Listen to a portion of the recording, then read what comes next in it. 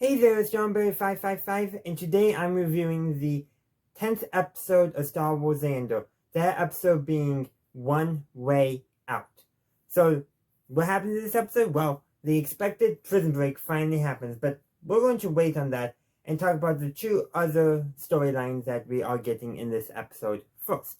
So, I want to begin with Mon Mothma's story arc in this episode, which is just one episode where she meets that banker that she calls a thug. Basically, the idea needs to help cover up the paper trail with the charity that she's using as a cover to fund the rebellion. So they need to cover that up somehow, and essentially he's willing to offer his services, his money laundering services, if you will, in exchange for one thing, not a percentage or that, which seemed like Mon Mothma was willing to do, but rather an introduction between his teenage son and Mon Mothma's teenage daughter.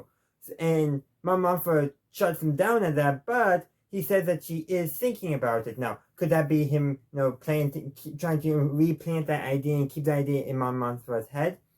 It's a possibility. And depending, it could go either way.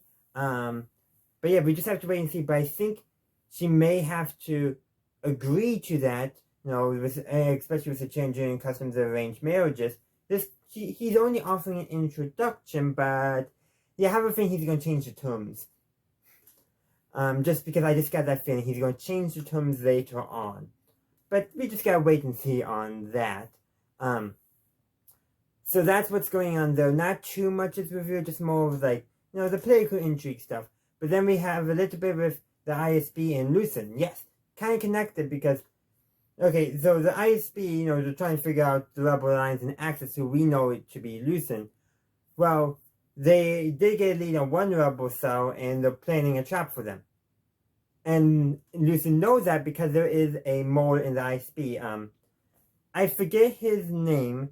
I literally just had it in my head and I totally blinked on it. But anyhow, it's one of the other supervisors in the ISB is the mole. So he meets with Lucen and tells him, hey, they know about this. They're looking for access, and it kind of suddenly implies that access is Lucen and all that. Like, pretty much, the rebels have basically a high-ranking spy in the ISB. Pretty impressive. But we also find out that he wants out of both the rebels and the ISB. But Lucen basically, suddenly provides some threats to keep him there, basically with his family. And that's very much within Lucen's character, because he also describes the way he's given up for the rebellion, which is basically his soul. Basically, any of his morals are that. Basically, he's given up all that for the rebellion. And he also then mentioned how the ISB wouldn't let him go either, so he's stuck. And that's kind of probably a very sad thing. You can have people wanting out of one or both systems, but they're not going to ever get out because the systems have them trapped. And speaking of systems having them trapped, well, that's where it comes into Cassian in the prison. So the awaited prison break finally happens. And the prisoners use anything at their disposal for it. So it begins with Cassian in his cell area. And they start, so they because of, with the old man who died the previous shift, they knew they were going to get a new man, and that's their opportunity to do so. So they take it. Once Andy Serkis' character Kimo is finally convinced. Takes a little bit, but he is convinced. And so we figure out what Cassian was doing in the bathroom. He was basically trying to burst the water pipe, so that way when the Imperials try to electrify the flow, it's going to short circuit, which does happen. Of course, unfortunately, during the escape, many prisoners do die, but many prisoners also at least get out of the prison. They take the guards' weapons, and there's this one beautiful scene. I don't know if I would call it beautiful, but poetic. And this really shows how the guards never really had any power without the technology. Now that basically the prisoners are fully in riot mode and taking over the prison, they lock themselves in a room hiding in fear because they can't face the prisoners. Like, some of them did try, but they were all pretty much gunned down. Granted, some prisoners also unfortunately got gunned down as well. But Cassian and Andy Serkis' character Kino, they make it up to the control room where they shoot there were 3 people in there, and we figured out that they use a voice modulator too for the announcements, but that's minor. But what's interesting in all this is that the word I'm looking for is they do shoot one of the 3 in that room, but the other 2 they didn't shoot. Sure, they had to threaten. They shoot one to emphasize what's going on, but basically they get the Imperials to shut the power to the entire site, so only the emergency power is operating, which is enough for lights and doors, pretty much. But when Cassian and Kino leave, they don't shoot them. I honestly expected Cassian to do that, given what he did at the start of Rogue One with that one rebel spy who was injured. Why would he risk leaving those Imperials behind? Because they could, who knows what they could do, contact the Empire? Like, why did he do that? Maybe it's showing that, he has not fully lost himself yet, for lack of a better term, that there's still parts, but then again, like, why did he choose that? Maybe it's because they cooperate and figure, maybe they'll turn around, I don't know. But I'm surprised we didn't cut nothing like that happen, because given that Andor is showing the darker sides of the rebellion, you think that would be a part of it. I guess I could be wrong in that assessment, but just a little interesting thing I took note of. But yeah, they basically take over the prison and then they start escaping. So to escape though, they have to jump out of the prison into the ocean and swim to shore. But we found out that Andy Serkis' character, Kino, he can't swim, so he won't be able to enjoy the fruits of the liberty that he helped all the other prisoners to get.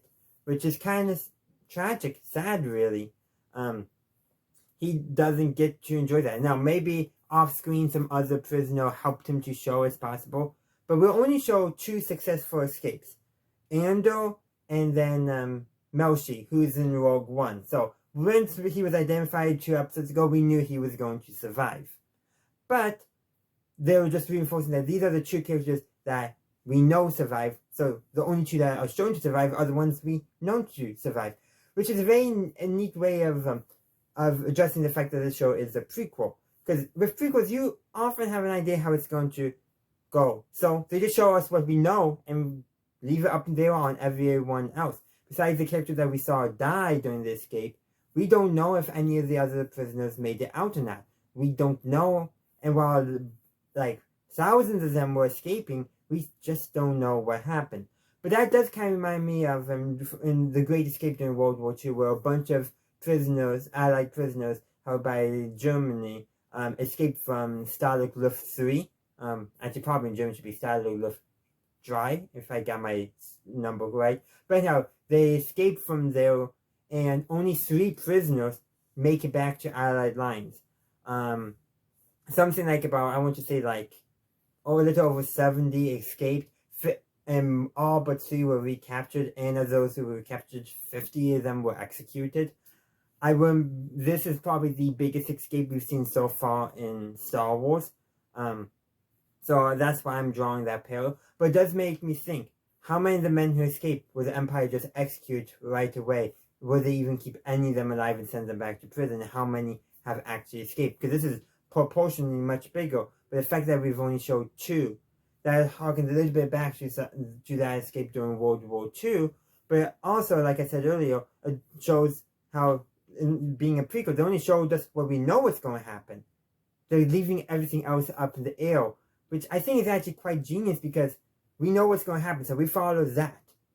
Everything else is up in the air. Future story material, very interesting. And I really hope they explore some of the other characters from the prison that escaped, like who else survived, who else successfully escaped. But I really do like how they showed that to us, that they showed us only those we know escaping. So, could Cassian and Melshi be the only 2 that survived? It's possible. Or could they just be 2 of many? And that's why I love about how they left it ambiguous. We see the prisoners getting the freedom, but we don't see how we only see the 2 that we know making much further in the timeline. And that is just beautifully. It's a very unique way of addressing the prequel. Like, yeah, we're just going to focus on what we know. That's always the case with a prequel. But, let's be real, people like having twists and turns. But having the twists and turns shown off screen that like imply that a bunch of them escape. Some of them make it, some of them don't. That is just a brilliant move in my opinion. It's using the nature of being a prequel to its advantage. But I think that's the main thing I have to say about this episode. Actually, I do think the new guy who was brought in during this episode, I think he makes it too. At least out of the prison. Who knows if he makes it farther, but that's just something interesting to know. But yeah, that concludes my review of the, what did I say, 10th episode of Andor? No, One Way Out. Kind of different than No Way Out. But yeah, there's one way out and the prisoners take it. Anyhow, I would love to hear your thoughts on this episode. Let me know in the comment section down below. Also, be sure to like, comment, share, subscribe, and check out any of the links that are down below. And as always, have a good day, a good night, wherever you are. May the Force be with you, always.